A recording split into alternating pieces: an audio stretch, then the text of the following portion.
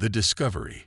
Dr. Sarah Chen stood motionless before the massive holographic display, her eyes fixed on the anomalous readings that had just appeared at the edge of the Kuiper belt. The quantum deep space array she had helped design was picking up something unprecedented. A massive collection of objects moving in perfect formation, defying known natural phenomena. Director Matthews needs to see this immediately, she whispered to herself, her fingers already dancing across the haptic interface to compile the data.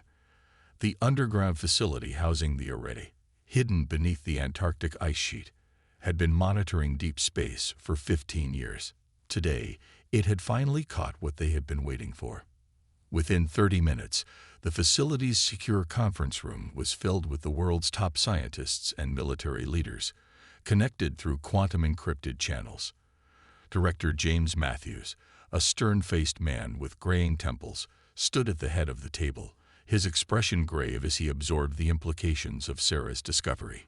"Ladies and gentlemen," he began, his voice steady despite the weight of the moment, "what you're looking at represents the single largest coordinated movement of objects ever detected in our solar system. Based on their trajectory and formation, we can confirm this is not a natural phenomenon. We are looking at a fleet."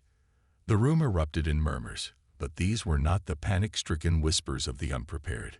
These were the calculated discussions of people who had spent decades preparing for this exact scenario. Admiral Helena Rodriguez, commander of Earth's hidden Space Defense Force, leaned forward. How long until they reached the outer marker? Sarah pulled up another holographic display, showing a series of calculations. At their current velocity, approximately 72 hours until they reach Neptune's orbit. They're moving faster than anything we've ever tracked. Just as the Artemis Protocol predicted. Matthews nodded, referring to the classified document that had guided Earth's secret preparations since the discovery of alien signals 30 years ago. They think they're approaching a primitive civilization barely capable of reaching its own moon. That's exactly what we want them to think. The Artemis Protocol had been humanity's response to a terrible truth discovered in 2045. The galaxy was not the empty void humans had once believed it to be. It was populated by advanced civilizations that viewed developing worlds as resources to be exploited. Rather than announce their discovery to the world, global leaders had made an unprecedented decision. Earth would present itself as a technological backwater, while secretly preparing for the inevitable encounter. Admiral Rodriguez activated a secure terminal, entering a series of commands. Across the globe, hidden facilities began powering up. "Operation Shadow Wake is now active," she announced. "All defensive grid systems are transitioning from dormant to standby status. Quantum shielding is at 15% and rising." Dr. Chen watched as new data streams appeared on the main display, showing the status of humanity's secret defensive network. For decades, they had maintained a facade of primitive space technology. Clunky rockets, basic satellites, and rudimentary space stations, all while building something far more advanced and secret. "What about the civilian population?" asked Dr. Marcus Webb, the head of global communications. "Do we maintain protocol?" Matthews nodded grimly. "The world continues as normal for now. Our public space agencies will detect the fleet in approximately 48 hours, giving us time to complete final preparations under the cover of apparent panic and confusion." Sarah understood the necessity of the deception, but it still felt wrong to keep humanity's greatest achievement hidden from the public. The quantum technology they had developed, the advanced AI systems, the zero-point energy generators, all of it had been developed in secret, while the world believed humanity was still struggling with fossil fuels and basic solar power. "Dr. Chen," Matthews turned to her, "your quantum arrays are our eyes and ears. I need you to track every movement, every energy signature. If they so much as adjust their course, I want to know about it." "Already on it," Sarah replied, her fingers moving across the interface again. "I'm detecting unusual energy signatures from the fleet. They're using some form of propulsion we haven't seen before, but the quantum arrays are adapting, learning their patterns." Admiral Rodriguez smiled, a fierce expression that spoke of years of preparation. Let them come thinking we're helpless. The hunters are about to learn they've walked into a trap. As the meeting continued, Sarah's mind wandered to the millions of people going about their daily lives above ground, unaware that humanity's greatest test was approaching. The deception had been necessary. Their only chance of survival had been to ensure that when first contact came, it would be on humanity's terms. Through the quantum arrays, she watched the alien fleet's steady approach. They moved with the confidence of predators who had done this many times before, who expected no resistance. But Earth was not the primitive world they thought they were approaching. Humanity had used its greatest strengths: paranoia, ingenuity, and the ability to unite against a common threat, to prepare a welcome that would shake the foundations of galactic society. In 72 hours, the galaxy would learn a crucial lesson. Never underestimate a species that had evolved as prey but learned to become apex predators. Earth was ready. The trap was set, and Sarah Chen, along with every other member of the Shadow Defense Force, would ensure that humanity's first step onto the galactic stage would be one that would never be forgotten. Silent preparations. The vast underground complex beneath the Rocky Mountains hummed with activity as Lieutenant Colonel Maya Patil supervised the activation of Earth's hidden defense systems. Massive quantum computers, their crystalline cores pulsing with ethereal light, processed data streams from thousands of concealed satellites and defense platforms. Status report on Ghost Shield coverage, Maya commanded, her voice steady despite the tension that filled the command center. The holographic display before her showed Earth wrapped in an invisible net of quantum-entangled particles, a defense system decades ahead of what the approaching alien fleet believed humanity capable of developing. Ghost Shield at 60% capacity and rising, Colonel, reported Technical Sergeant David Foster, his fingers dancing across multiple haptic interfaces, quantum entanglement stability holding at optimal levels. The aliens won't detect a thing until it's too late. Maya allowed herself a small smile.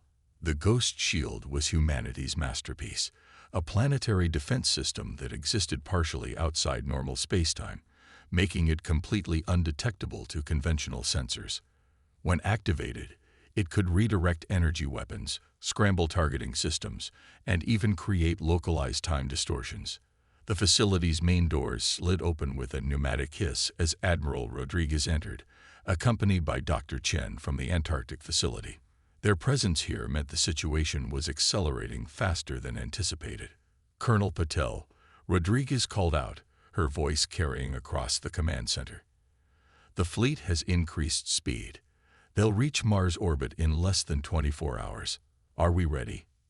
Maya pulled up a detailed status report on the main display. Ghost Shield will be at full power in 6 hours. The Lazarus units are all in position and awaiting activation orders. Project Phoenix is ready for deployment on your command. Dr. Chen stepped forward, her eyes scanning the data streams. The quantum arrays are picking up communications between the fleet vessels. They're discussing Earth as if it's already conquered, dividing up territories, assigning resource extraction zones. They have no idea what they're walking into. Around the globe, humanity's true technological achievements remained hidden in plain sight. What appeared to be ordinary satellites were actually advanced weapon platforms. Seemingly abandoned mines housed antimatter production facilities. Every major city contained quantum shield generators disguised as cellular towers. Begin Phase 2 of Operation Shadow Wake, Admiral Rodriguez ordered. It's time to let the world know they're coming. Within hours, public observatories and space agencies around the world began reporting the detection of the alien fleet. News channels broadcast grainy telescope images, while governments issued statements calling for calm. To any outside observer, Earth appeared to be reacting exactly as a primitive civilization should, with a mixture of fear, confusion, and futile attempts at preparation. But in secure facilities hidden across the planet, humanity's real preparation continued. The Lazarus units, autonomous combat platforms disguised as space debris, moved into their final positions. Project Phoenix, A quantum AI system capable of predicting and countering any known form of attack completed its final calibrations. "Colonel," Sergeant Foster called out, his voice tight with urgency. "We're detecting energy spikes from the fleet. They're launching probe ships toward Earth." Maya's fingers flew across her console, bringing up tactical displays, just as expected.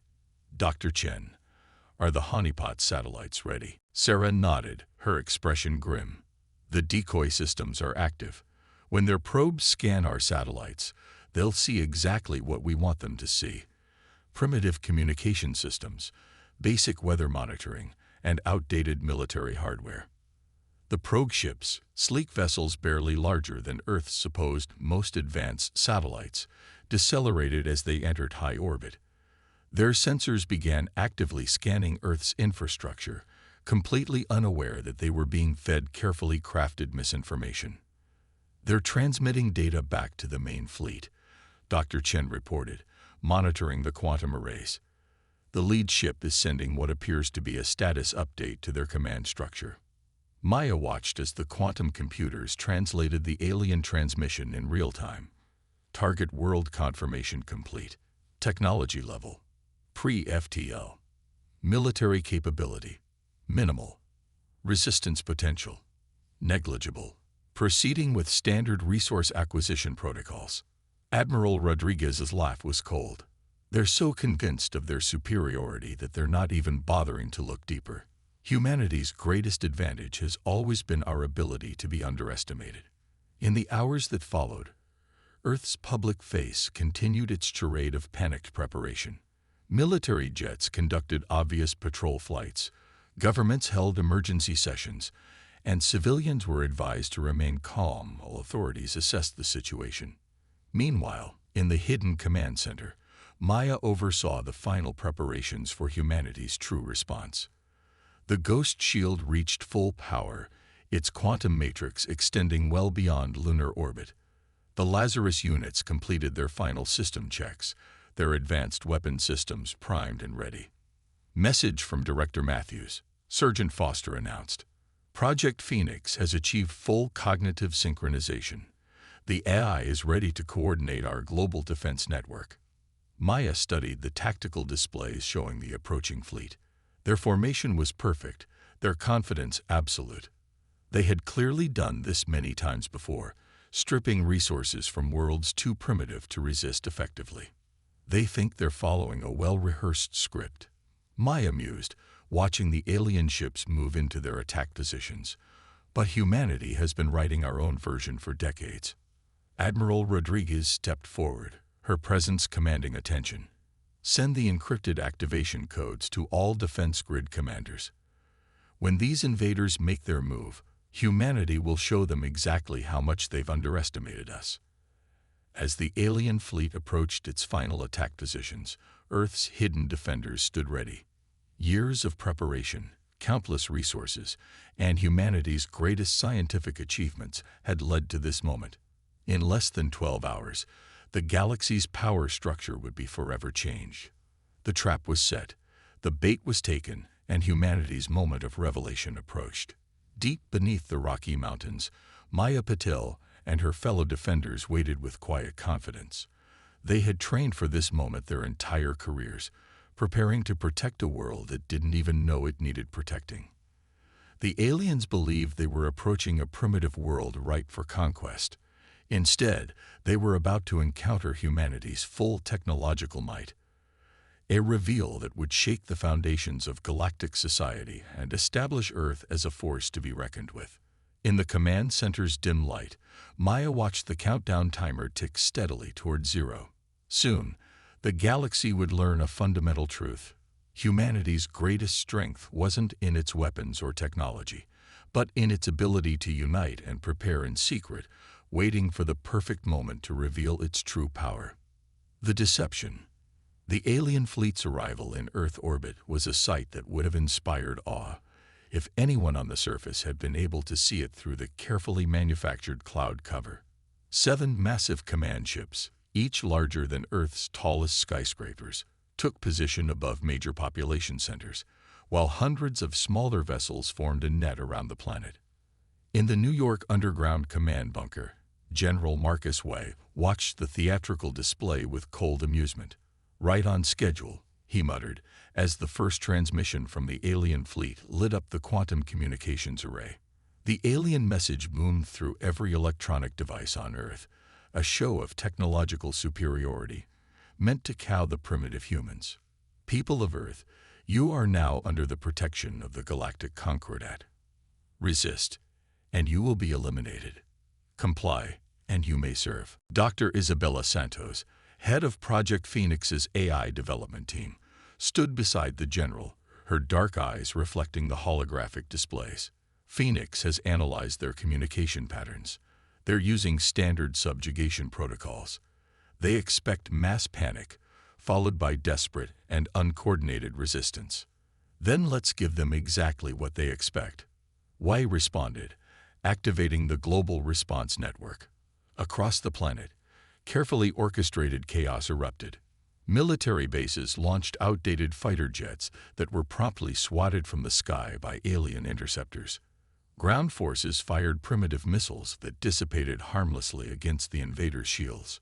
World leaders made futile calls for unity and resistance. It was all part of the plan. Deep beneath the Pacific Ocean, Commander Akiko Tanaka monitored the Lazarus unit's power signatures from her submarine command center. The autonomous weapons platforms, disguised as space debris, continued their silent drift toward the alien fleet. Lazarus units maintaining stealth protocols, she reported through the quantum network. No signs of detection. The aliens began their standard invasion procedure, launching dropships toward major cities. Their sensors showed exactly what humanity wanted them to see: panicked populations, ineffective military responses, and primitive technology, trying desperately to counter their advanced weapons. What they couldn't see was Project Phoenix, its quantum processors analyzing every aspect of their technology, finding patterns, weaknesses, and exploitable flaws in their supposedly superior systems. The AI was a masterpiece of human engineering, designed to adapt and evolve faster than any conventional computer system. "They're starting their second phase," Dr. Chen reported from the Antarctic facility. "Ground forces deploying in Tokyo, New York, and London. Their energy signatures match our predictions exactly." The alien ground forces were impressive, towering mechanized units and plasma-wielding troops that cut through the token resistance with ease. They moved with the confidence of experienced conquerors, never suspecting that every step they took was being monitored, analyzed, and fed into humanity's defense network. In his command bunker, General Wei received the signal he'd been waiting for. "Project Phoenix has completed its analysis. Time to show them the first card in our hand." He turned to Dr. Santos. "Initiate Protocol Omega." Dr. Santos' fingers flew across her haptic interface. Around the world, seemingly primitive electrical grids suddenly pulsed with quantum-encrypted commands. The aliens' energy weapons began to malfunction. Their targeting systems showed phantom readings, and their communications experienced inexplicable delays. "Sir," a young lieutenant called out, "the alien command ships are detecting the anomalies. They're beginning to realize something's wrong." Wei's smile was predatory. "Good. Time for Phase 2. Commander Tanaka, you have a green light." In space, the Lazarus units silently activated. What appeared to be harmless debris suddenly transformed, quantum shields dropping to reveal sleek, advanced weapon platforms that had more in common with the alien technology than Earth's supposed capabilities. The first alien ship to fall was a mid-sized cruiser over the Indian Ocean.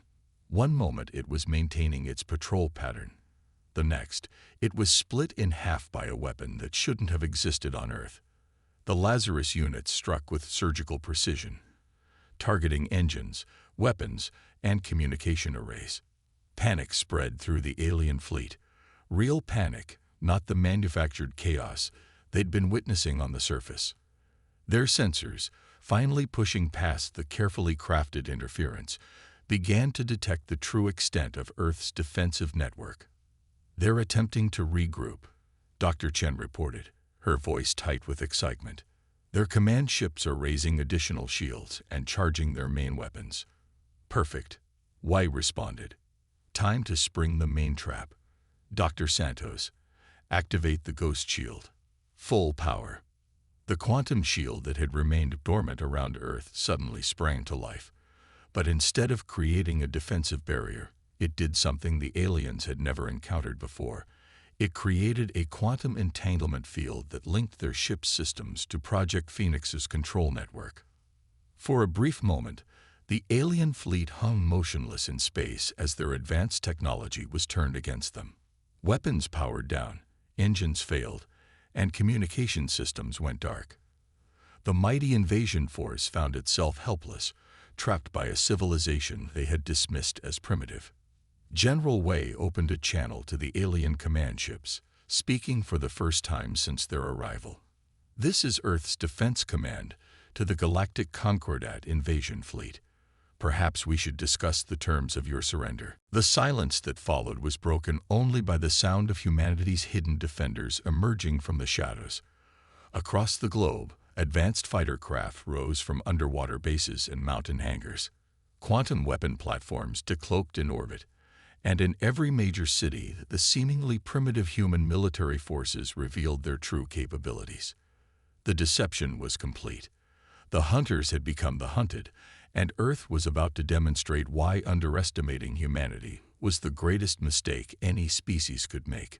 Turning the tide. The alien commander's response came through the quantum network, his translated voice trembling with a mixture of rage and disbelief.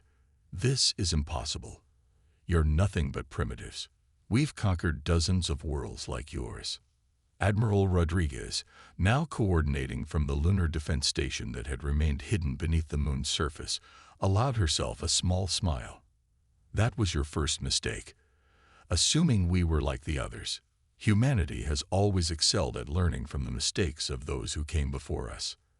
Across Earth's orbit, the true extent of human military might was revealing itself. Quantum-powered warships emerged from dimensional pockets where they had remained concealed. The Ghost Shield, no longer just a defensive measure, began actively targeting alien vessels with precise bursts of concentrated temporal energy. In the Antarctic Command Center, Dr. Chen monitored the quantum arrays as they collected data on the aliens' desperate attempts to counter humanity's technology. "They're trying to adapt their shields to our quantum weapons," she reported. "But Project Phoenix is evolving our attack patterns faster than their systems can compensate."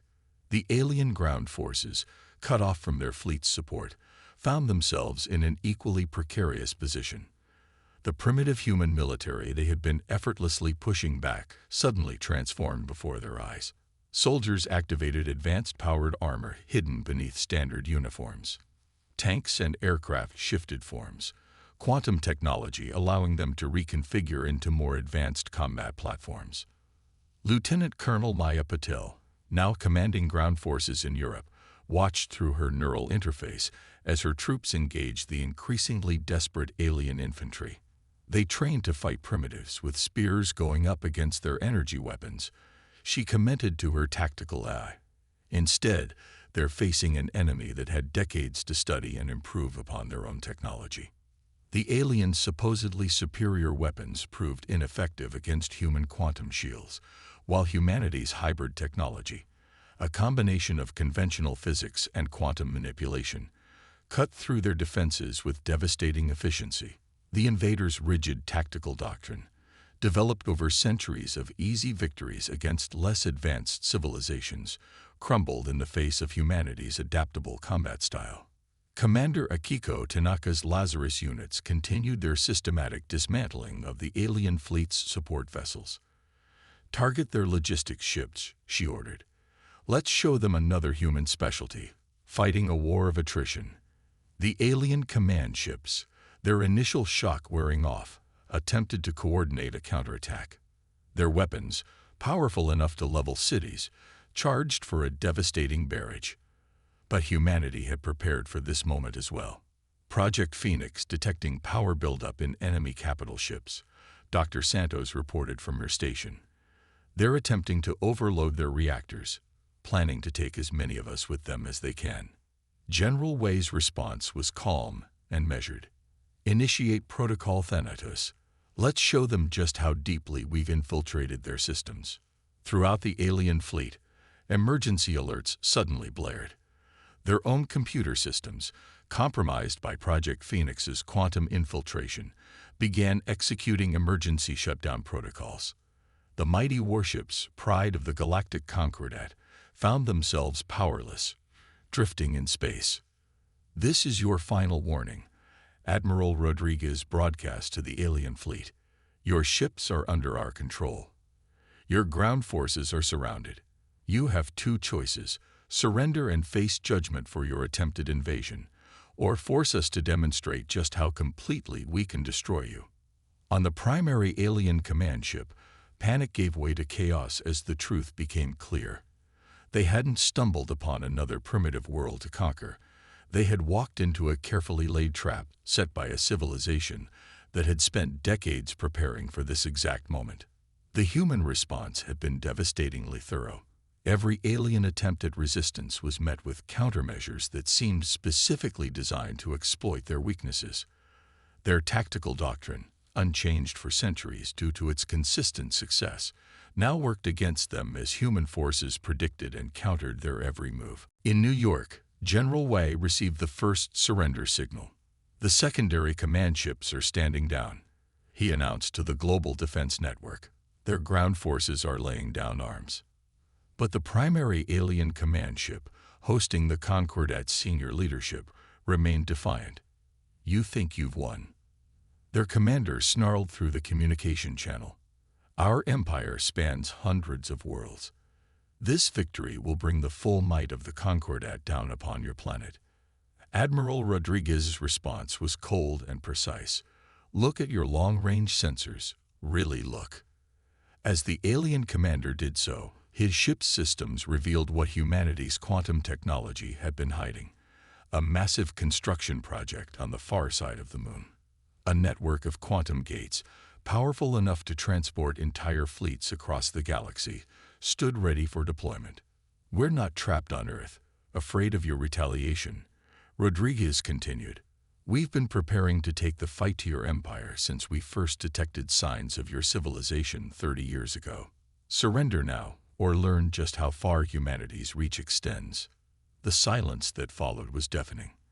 In command centers across the globe, humanity's defenders watched as the alien fleet's resistance finally crumbled. The great invasion force, which had arrived with such confidence, now faced the humiliation of complete defeat at the hands of those they had dismissed as primitives. As the formal surrender began, Dr. Chen's quantum arrays detected a surge of transmission activity from the alien ships to their distant homeworlds. The news of their defeat was spreading across the galaxy, and with it a message that would reshape the balance of power among the stars. Humanity was not prey. Earth was not a target. And the age of easy conquest had come to an end. Legacy of Earth.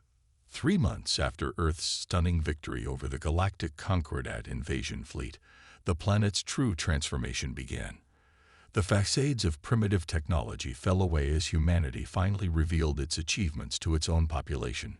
Cities shimmered with quantum shield generators that no longer needed to masquerade as cell towers. Advanced vessels moved freely through the skies, their stealth systems deactivated. In the newly constructed Global Unity Center in Geneva, Dr. Sarah Chen stood before the assembled representatives of Earth's nations. The massive chamber, built with a hybrid of human innovation and adapted alien technology, hummed with quiet energy as she delivered her report. "The quantum arrays have detected significant changes in galactic communication patterns," she announced, gesturing to the holographic display that filled the chamber center. "The news of Earth's victory has sparked what can only be described as a revolution in galactic politics." Director Matthews, now serving as Earth's first Minister of Extraterrestrial Affairs, stepped forward. "The Concordat's empire is fragmenting. Dozens of worlds they previously subjugated have risen in rebellion, inspired by our success. But more importantly, other advanced civilizations are reaching out to us.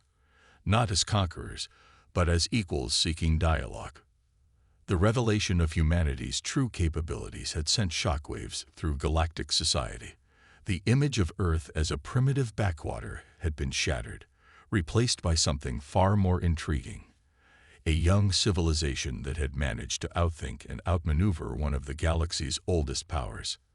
Admiral Rodriguez, her uniform now bearing the insignia of the newly formed Earth Defense Force, activated a secure channel to the quantum gate network on the Moon.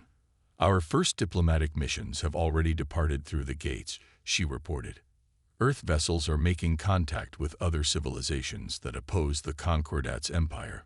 We're no longer just defending our world, we're reshaping the galaxy's balance of power." The aftermath of the invasion had transformed more than just Earth's standing in the galaxy. Human society itself was undergoing a renaissance as decades of hidden technological advances were finally shared with the general population. Quantum computing, zero-point energy, and advanced medical technologies revolutionized daily life. Lieutenant Colonel Maya Patel, now overseeing the integration of alien technology with Earth's defense systems, worked closely with the captured Concordat ships' I-cores.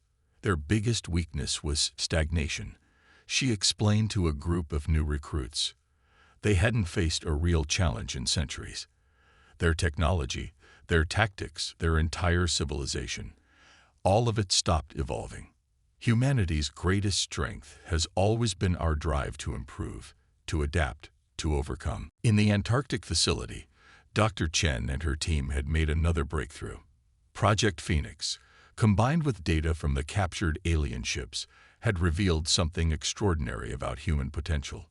"We're not just good at adapting technology," she reported to the Global Security Council.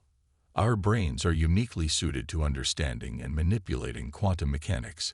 What the Concordat achieved through millennia of development, we managed to replicate and improve upon in decades." The alien prisoners, now held in comfortable but secure facilities, watched humanity's emergence onto the galactic stage with a mixture of fear and fascination. Their reports, carefully monitored by Earth's intelligence services, painted a picture of a species unlike any the galaxy had encountered before, one that combined technological innovation with strategic patience and tactical brilliance. Commander Tanaka's Lazarus units, no longer needed for Earth's defense, were repurposed for exploration and peacekeeping missions. "We're establishing a new doctrine," she explained to her crews. "Earth won't be like the Concordat. We won't conquer, we won't subjugate, but we will defend those who can't defend themselves." As Earth's influence spread through the quantum gate network, other civilizations began to recognize a new truth. Humanity's victory hadn't been a fluke. The same ingenuity that had allowed them to defeat the Concordat was now being applied to everything from diplomatic relations to interstellar trade. General Wei, speaking to the graduating class of the newly established Earth Defense Academy, summed up humanity's new position in the galaxy. "We spent decades preparing for our first major conflict with an alien civilization. Now we face an even greater challenge, proving that humanity can be a force for positive change in the galaxy." The captured alien commander, now serving as a reluctant advisor to Earth's diplomatic course, perhaps put it best in his final report to his superiors. "The humans are unlike any species we've encountered. They don't just adapt to challenges, they thrive on them. They don't just adopt technology, they reimagine it. And most dangerously, they don't just fight wars, they transform them into opportunities for advancement." 1 year after the failed invasion, Earth had established itself as a major galactic power. The quantum gate network expanded, connecting human colonies on distant worlds. Earth's advanced technology, no longer hidden, became highly sought after by other civilizations. The planet's universities welcomed students from across the galaxy, eager to understand the species that had managed to hide its true nature for so long. But perhaps the most significant change was in humanity's perception of itself. No longer were they alone in the universe, nor were they helpless against its dangers. They had faced their first major extraterrestrial challenge and emerged stronger. The species that had once gazed at the stars in fear now looked to them with confidence and purpose. As Dr. Chen stood on the observation deck of humanity's first official diplomatic vessel, preparing to depart through a quantum gate for a mission to the galaxy's core, she reflected on how far they had come. The stars no longer represented potential threats to be defended against.